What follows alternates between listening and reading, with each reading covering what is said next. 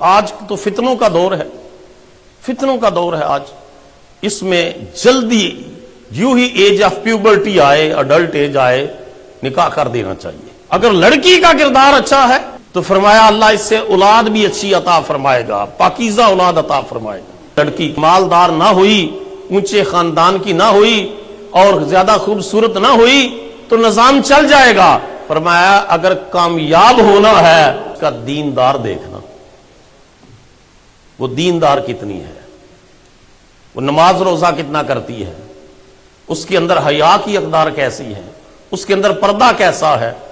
اس کے اندر بڑے رسپیکٹ کے ساتھ بات کرنے کا سلیقہ کیسا ہے۔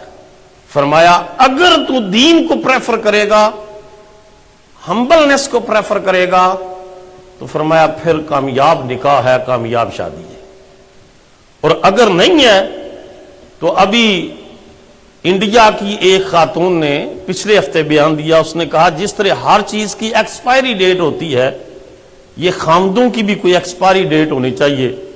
تاکہ ہم جو ہے وہ جدھر ہمارا منہ کرتا ہے ادھر ہم چلی جائیں، اور ان کچھ عرصے کے بعد، کیونکہ ہم تو ایک کے ساتھ بند گئی تو ایک کے ساتھ، یہ ساری چیزیں لادینیت، اللہ سے بغاوت، اللہ کے قانون سے بغاوت، اللہ کے دین سے بغاوت، اللہ کے رسول سے بغاوت، اس کے مترادف ہے۔ جو شخص مرد ہو یا عورت جب دین کے دائرے سے باہر قدم رکھتا ہے تو ذلت اور زوال کی کھائی کی طرف وہ لڑکنا شروع کر دیتا۔ پھر منقول ہے کہ کسی عورت کے ساتھ اگر صرف مال کے لالچ میں نکاح کرے گا تو اس کی غریبی بڑھ جائے گی، جس کے پیچھے نظر یہ ہو کہ بڑے خاندان سے تعلق رکھتی ہے تو وہ ذلیل ہوگا، اور جب نگاہوں کی حفاظت اور پاک دامنی اور صلہ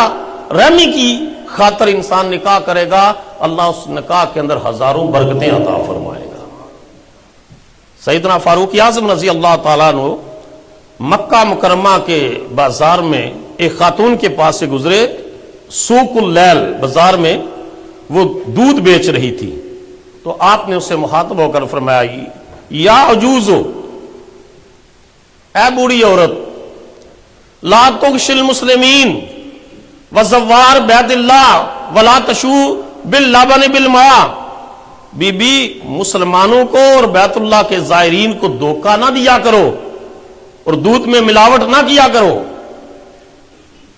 اس عورت نے دودھ بیچ رہی تھی، آگے سے کہا امیر المومنین ٹھیک ہے میں ایسا ہی کروں۔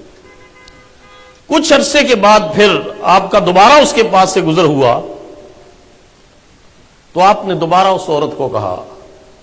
کہ مسلمانوں کو اور بیت اللہ کے زائرین کو دھوکہ نہ دیا کرو اور دودھ میں ملاوٹ نہ کیا کرو۔ تو وہ کہنے لگی میں نے تو کوئی ملاوٹ نہیں کی۔ پردے کے پیچھے سے اس کی بیٹی کی آواز آئی، اس دودھ بیچنے والی عورت کی بیٹی کی آواز آئی پردے کے پیچھے سے۔ امیر المومنین بوڑھی عورت کو کہہ رہے ہیں، وہ کہتی ہے میں ملاوٹ نہیں کر رہی۔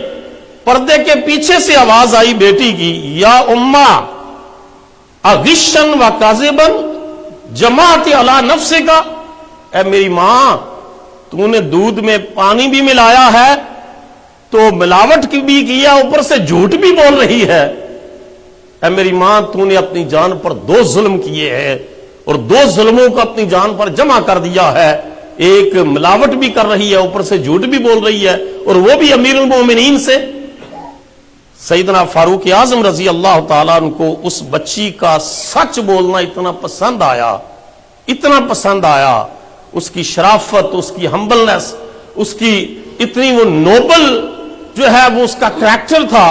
کہ آپ نے اپنے بیٹوں کو فرمایا ایکم یتزوج ہذہ، تم میں سے کون ہے جو اس لڑکی سے شادی کر لے، لعل اللہ یخرج منہا ناسمۃ طیبۃ مثلہا،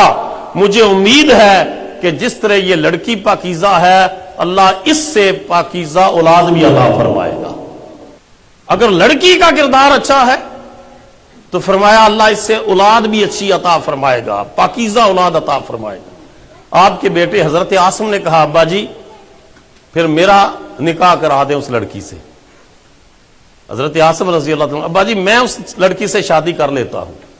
فرمایا بیٹا ٹھیک ہے، ایک دودھ بیچنے والی بازار کے اندر غریب عورت، مگر اس کی بیٹی کے کردار کی وجہ سے خلیفۃ المسلمین امیر المومنین سیدنا فاروق اعظم اپنے بیٹے عاصم کے لیے اس کا رشتہ مانگتے ہیں۔ اللہ تعالیٰ اس رشتے کے نتیجے میں، اس نکاح کے نتیجے میں حضرت عاصم کو، اس بچی کو وہ لڑکی عطا کرتا ہے، ایک بچی ان سے پیدا ہوتی ہے جو مستقبل میں حضرت عمر بن عبد العزیز کی ماں بنتی ہے۔ اتنا فرق پڑتا ہے کردار کی پاکیزگی کا، اتنا فرق پڑتا ہے اللہ سے ڈر کے نتیجے میں اللہ کتنا فضل اور کرم فرما دیتا ہے۔ تو اس وجہ سے کر کے نبی کریم علیہ الصلوۃ والسلام نے نکاح کے اوپر بہت زیادہ، یہ آج تو فتنوں کا دور ہے، فتنوں کا دور ہے آج، اس میں جلدی یوں ہی ایج آف پیوبرٹی آئے، اڈلٹ ایج آئے، نکاح کر دینا چاہیے۔ یہ جو ہے نا کہ قدموں پر کھڑا ہو جائے گا تو کھڑی ہو جائے گی، پھر وہ قدموں پر نہیں کھڑے ہوتے، پھر وہ پروں کے اوپر ہی اٹھتے۔ جو ہی ایج آف پیوبرٹی آئے، بلوغت کی عمر آئے لڑکے کی یا لڑکی کی، فوراً اس کی شادی کے لیے والدین کو فکر مند ہونا چاہیے۔